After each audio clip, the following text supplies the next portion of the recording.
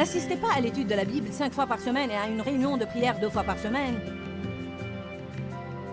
sans prendre soin de certains côtés naturels de la vie. Le surnaturel et le naturel doivent venir ensemble. Restez avec nous dans Jouissez de votre vie.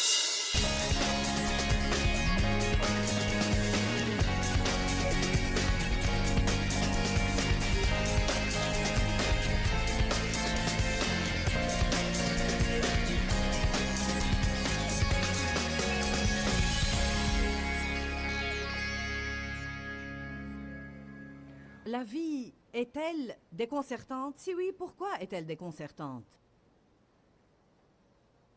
La première raison pour laquelle nous sommes déconcertés, je vais juste la mentionner, et elle se trouve dans Proverbe 3, versets 5 à 7.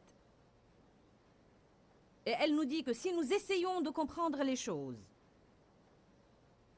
au lieu de faire confiance à Dieu, la vie va être dure.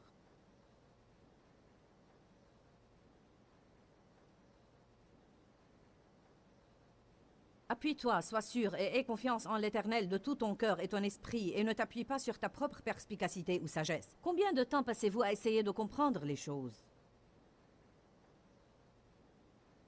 Soyez honnête. Plus vous essayez de comprendre une chose, plus vous êtes confus. J'ai passé beaucoup d'années de ma vie confuse. Et j'en avais assez d'être confuse parce que Dieu veut que nous ayons la clarté. Nous sommes moins pour connaître. Mais nous n'allons pas connaître par notre intelligence, nous allons connaître par le discernement. Dieu nous parle là. Parfois, notre esprit le révèle là. Mais même si vous ne savez que faire par les mots ou les phrases, si vous apprenez à prier Dieu pour le discernement, vous pouvez le ressentir. Il se peut que vous n'ayez pas de mots qui vous disent que faire, mais vous pouvez le ressentir. Ceci est bon, on n'est pas bon, j'ai la paix, je n'ai pas de paix, c'est sage, ce n'est pas sage. Le raisonnement va vous rendre de plus en plus confus. Reconnais-le dans toutes tes voies, et il va diriger ton chemin. Même si vous ne savez que faire, dites Dieu, je ne sais que faire, mais toi tu sais. Je crois en toi, et j'attends ta direction et tes conseils. Je crois que mes pas sont ordonnés par toi, Seigneur. Je crois que tu vas m'ouvrir les bonnes portes et fermer les mauvaises portes. Et je crois que tu vas me donner des connexions divines. Je vous parlais avant à propos de dire des choses, et une des choses que j'aime dire, c'est « Je crois aujourd'hui que je vais être au bon endroit, au bon moment, avec les bonnes personnes, et que je ne vais rater aucune bonne opportunité que tu as pour moi. » Ne sois point sage à tes propres yeux. Ne pense pas que tu es assez intelligent pour gérer ta vie. C'est une des raisons pour lesquelles les gens sont confus, mais ce n'est pas mon sujet de prédication. Certains aimeraient que je prêche sur ça. Mais ce n'est pas mon message. C'est juste une chose que je voulais ajouter. Peut-être que ta vie est déconcertante, car tu passes tout ton temps à essayer de comprendre les choses au lieu de faire confiance à Dieu. Une autre raison pour laquelle la vie est déconcertante, c'est que nous ne nous concentrons pas sur nos priorités.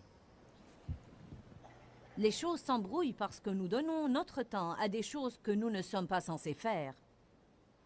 Ou peut-être nous donnons trop de temps à des choses dans notre vie qui n'ont qu'une importance mineure, alors nous n'avons plus assez de temps à donner aux choses d'importance majeure. Je vais vous dire ce qui va arriver lorsque vous ne vous consacrez pas à vos priorités. Vous commencez à vous sentir insatisfait. Vous sentez comme si une chose manquait dans votre vie. Vous ne vous sentez pas bien. Vous vous sentez sans ressources. Vous vous sentez insatisfait. Quelque chose vous rend mécontent et vous n'arrivez même pas à mettre le doigt dessus. Alors maintes fois, nous commençons à blâmer une chose ou une autre, une personne ou une autre. Mais vraiment, tout le problème est que je ne suis pas en train de faire ce que Dieu m'a appelé à faire. Chaque être humain a une mission spécifique de Dieu. Votre mission en ce moment peut être d'élever vos enfants. Plus tard, il se peut que vous ayez une autre mission. Eh bien, si Dieu vous a dit de vous consacrer à élever vos enfants en ce moment et à être une femme d'intérieur, si vous sortez et essayez de faire autre chose, vous allez être frustré.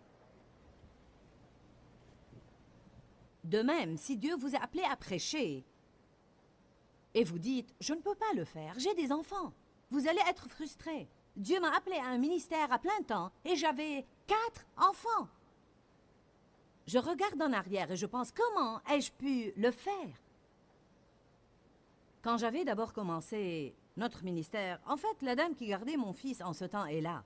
Vous vous rappelez quand j'amenais Danny et je le mettais chez vous chaque jeudi matin quand je devais aller à ma réunion d'enseignement? Je me levais le matin et je préparais 3 enfants pour aller à l'école. Ensuite, j'habillais Danny et je préparais ses affaires. Mon message était prêt, j'avais ma Bible, je mettais Danny dans la voiture. Je le déposais chez cette dame, j'allais à l'église, je prêchais, ensuite j'allais le reprendre. Laissez-moi vous dire une chose, vous pouvez faire tout ce que Dieu vous dit de faire.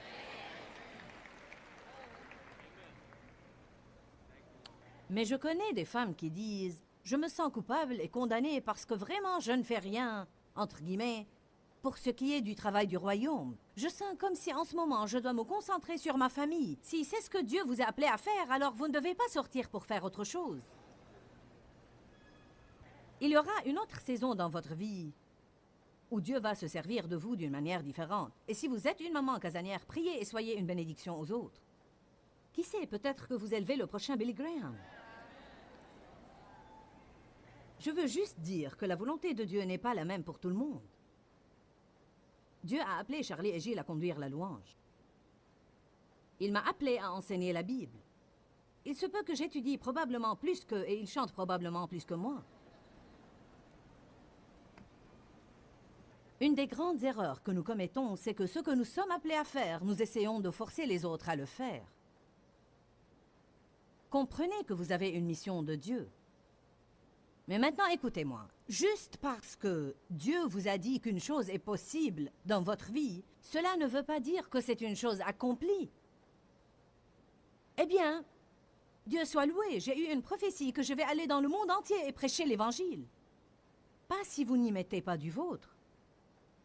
Pas si vous ne vous préparez pas. Mais Dieu a dit, voyez, vous êtes partenaire avec Dieu. Vous savez, vraiment, je le dis même tout le temps, car je veux donner à Dieu tout le mérite. Mais la déclaration « c'était tout de Dieu » est vraiment une déclaration inexacte.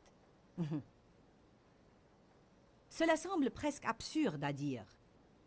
Oui, ce ministère est tout de Dieu, du point de vue que je n'aurais pu rien faire sans lui. Mais l'autre face de la médaille est que Dieu n'aurait vraiment pas pu faire cela si je n'avais pas coopéré avec lui. Il aurait pu le faire à travers quelqu'un d'autre. Mais je devais être prête à écouter, à obéir, être prête à m'éloigner des choses dont je ne voulais pas m'éloigner et être prête à rester à la maison lorsque je voulais sortir. Lorsque les autres s'amusaient, je restais pour travailler. Nous avons un rôle, nous sommes partenaires avec Dieu. Les priorités sont importantes. Nous devons connaître la volonté de Dieu pour notre vie. Nous devons connaître son court terme aujourd'hui et sa volonté à long terme pour toute la vie.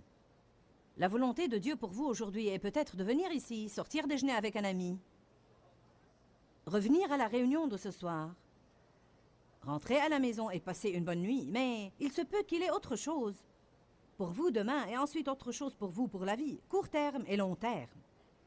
Peut-être que sa volonté pour demain est que vous fassiez le grand ménage ou que vous preniez une certaine responsabilité ailleurs. Jetons un coup d'œil sur 3 passages qui parlent en réalité de connaître la volonté de Dieu et de veiller à se concentrer dessus. Je crois qu'aujourd'hui, les gens ont du mal à se concentrer. Amen. C'est très difficile d'accorder son attention à une chose et de se concentrer sur une chose. Qui est d'accord avec moi?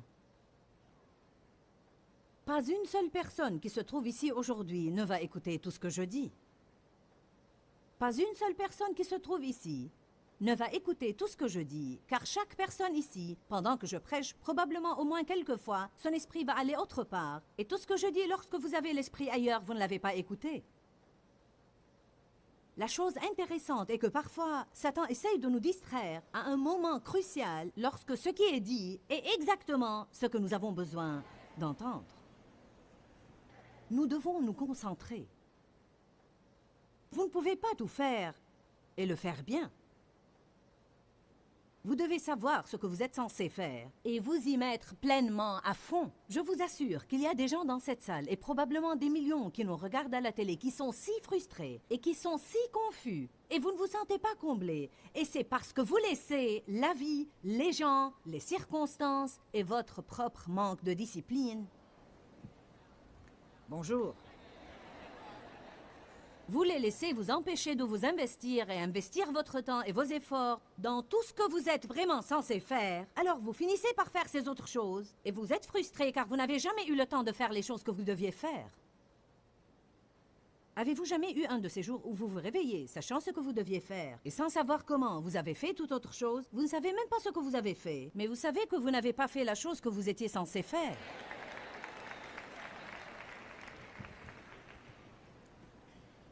Nous nous laissons distraire. Pensée errante.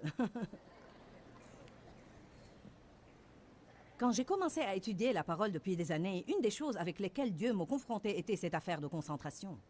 Bien sûr, ayant un appel sur ma vie, je devais me concentrer. Je devais gérer ma journée car je devais consacrer un certain temps chaque jour pour passer du temps avec Dieu et j'avais mes 4 enfants. J'avais un mari qui travaillait et une maison dont je devais m'occuper et j'avais un travail. Puis Dieu m'a appelé à un ministère à plein temps. En fin de compte, il m'a mené hors de mon travail, ce qui m'a donné plus de temps, mais je devais toujours m'occuper de tout à la maison. Je me rappelle de jours où je me levais le matin et je commençais à faire la vaisselle.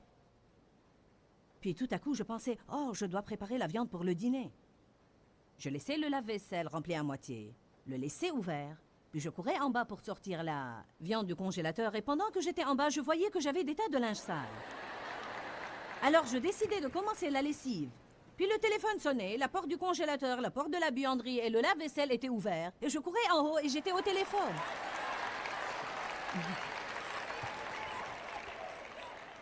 Puis mon ami me disait, il y a de grandes soldes au centre commercial. Viens, oh je ne peux pas, j'ai trop. Oh s'il te plaît, viens, allons, allons, allons, allons. Il n'y aura plus de soldes comme ça. Eh bien d'accord, alors je laissais.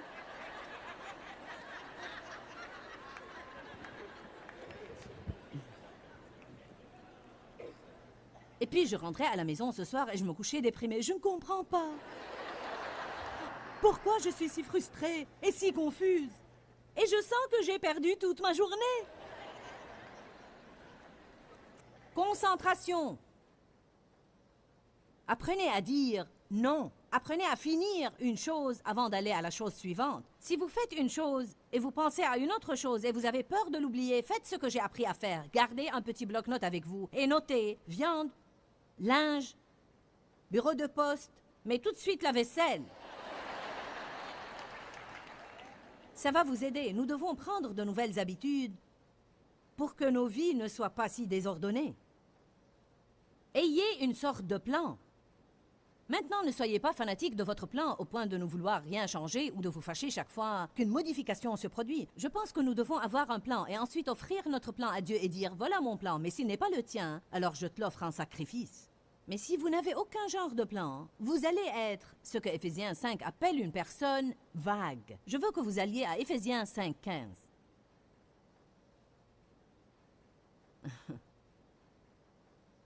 Mais maintenant, laissez-moi vous dire une chose importante. C'est la partie triste. Écoutez-moi. Vous savez quoi? Il y a certaines personnes qui ratent totalement leur destinée à cause de ce genre de choses. Je parle de rater complètement votre destinée. Vous ratez ce que Dieu a pour vous, car vous ne vous concentrez pas, et vous n'avez pas de discipline, et vous n'êtes pas organisé. La Bible dit « Soyez embrasés et fervents d'esprit, ayez du zèle dans le travail. » Les deux vont ensemble. Il n'y a pas que l'esprit, il y a aussi le travail. La prière seule ne dirige pas un ministère. Nous n'avons pas une bonne réputation uniquement parce que je suis Went. Nous n'avons pas de bons employés parce que tout le monde veut travailler pour les ministères de Joyce Meyer, mais parce que nous les payons bien. Nous les traitons bien. Nous nous occupons des problèmes, nous affrontons des choses. Il y a toujours un côté des choses dont vous préférez vraiment ne pas avoir à vous occuper. Mais si vous ne vous occupez pas de ce côté-là, alors vous n'allez jamais voir l'accomplissement du côté amusant. Romains 12:11 dit « Soyez embrasés et fervents d'esprit, ayez du zèle dans le travail. » Ecclésiaste 5 dit que les songes naissent de la multitude, des occupations et des efforts. Si vous voulez que tous vos rêves se réalisent, il y a un côté logistique, il y a un côté d'affaires. Si vous voulez que Dieu vous donne quoi que ce soit, occupez-vous de ce que vous avez. Pourquoi Dieu devrait-il nous donner une nouvelle voiture si la nôtre n'est qu'un tas de ferraille? Eh bien, Dieu, je prie pour une nouvelle voiture. Prenez soin de la vôtre d'abord. Allez, vous ne souriez pas. Bien que ce soit un sujet qui fait sourire.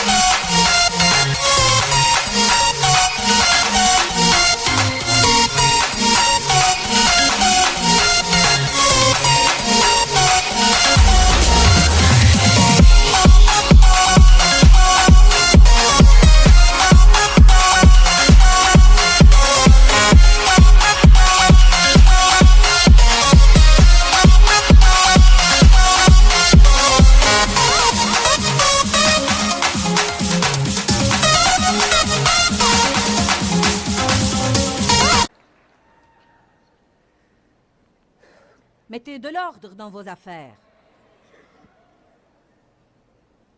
N'assistez pas à l'étude de la Bible 5 fois par semaine et à une réunion de prière 2 fois par semaine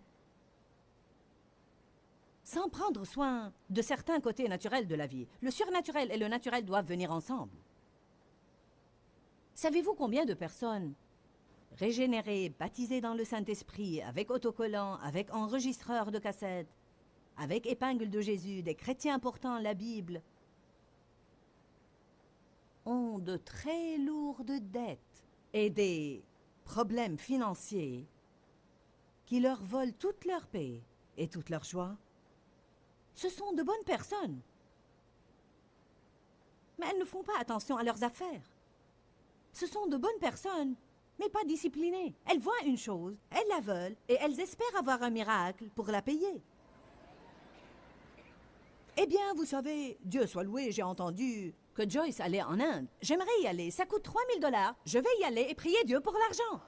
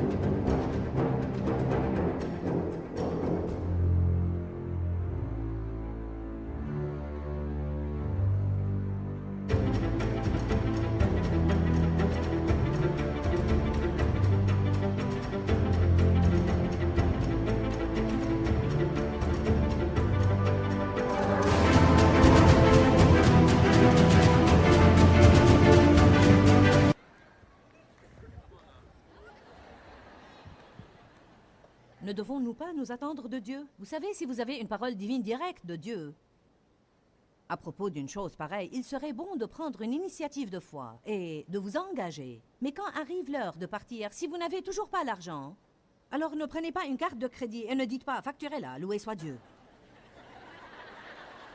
Je crois que Dieu va s'en occuper.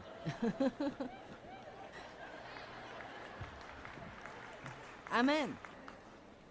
C'est pour ça que j'ai dit que nous devons apprendre ces choses, les apprendre à partir de la chair, parce que beaucoup de parents n'ont pas appris ces choses à leurs enfants. Vous pouvez penser que vous faites la chose convenable et pourtant faire une chose absurde.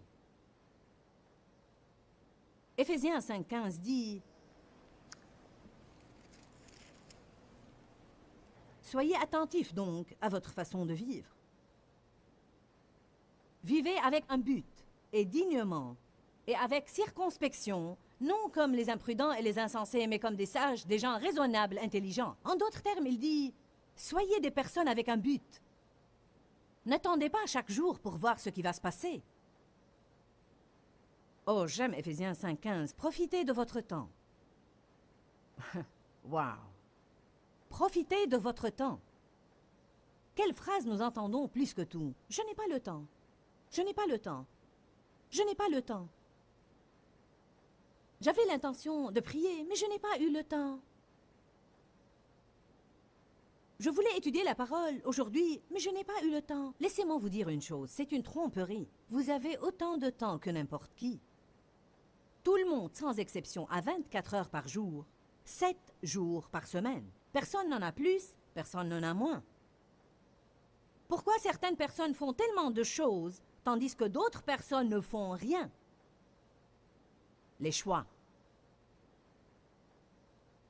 Vous vous occupez de choses dont vous ne devez pas vous occuper. Vous vous engagez à faire trop de choses. Vous laissez les autres vous voler votre temps. Vous laissez les autres vous donner des indications sur ce que vous êtes censé faire. Vous cherchez à plaire aux autres. Vous êtes dominé. Vous êtes manipulé. Vous avez peur de dire non aux autres. Allez, vous êtes fouineur. Vous dites, qu'est-ce que cela a à voir avec ça? Parce que vous voulez vous occuper de tout. Et tout ce dont vous voulez vous occuper prend du temps. Parfois, vous devez dire, je n'ai pas besoin de le savoir, je ne veux pas le savoir.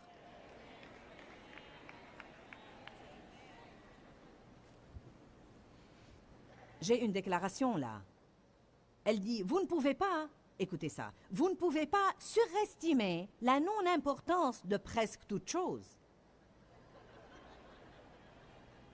C'est compris? Vous ne pouvez pas surestimer la non-importance de presque toute chose. En d'autres termes, combien de choses auxquelles nous donnons notre temps sont vraiment importantes à comparer avec les choses auxquelles nous donnons notre temps et qui ne changent rien du tout si nous ne les faisons pas? Est-ce que ce sera la fin du monde si vous ne vous asseyez pas avec la télécommande en main pour 2 heures pour zapper d'une station à l'autre?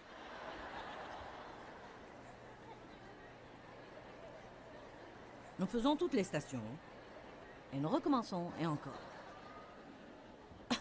La veille, je suis restée à l'hôtel pour un moment. Je voulais voir ce qui se passait dans le monde, et il y avait seulement 6 canaux sur l'antenne. Et j'ai tourné toutes les stations, probablement 6 fois, pensant que j'allais trouver quelque chose de différent. Vous n'allez rien trouver de différent, parce que vous revenez au début, et c'est la même chose. Après 15 minutes, j'ai pensé, je vais éteindre cette chose stupide. Concentrez-vous sur vos priorités. Profitez de votre temps. Le temps est si précieux. Par conséquent, ne soyez pas vague et insensé. Mais comprenez et saisissez. Saisissez fermement la volonté de Dieu. Vous ne pouvez pas saisir vaguement la volonté de Dieu dans votre vie. Vous devez saisir fermement la volonté de Dieu et vous devez fermement refuser de lâcher prise. Et quand les autres choses viennent vous distraire, vous devez dire non. Puis-je vous dire une chose? Si vous voulez avoir la volonté de Dieu dans votre vie, vous devez être prêt de temps à autre à exaspérer certains de vos amis. Quand les gens veulent entendre oui et vous leur dites non, ils ne font pas la prière.